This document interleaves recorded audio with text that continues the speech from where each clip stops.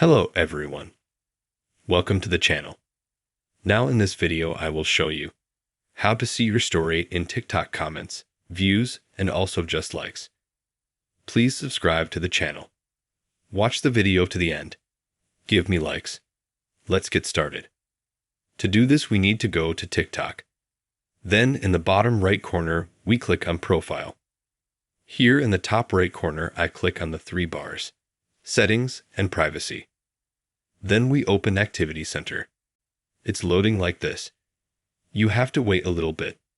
And now we're going to open our search history. There's comment history and browsing history. Select browsing history. You can see this is how I had browsing history. Now we're flipping down. Here it appears. We can also see the history in the comments that we last posted. Here we can also read and see everything. And we can also see the search history if we click here. That's how easy it is to do it all in your TikTok profile. See the history, see the comment history, see the browsing history. If you liked this video, you can subscribe to the channel, like it. Thank you very much for watching. See you later. Goodbye.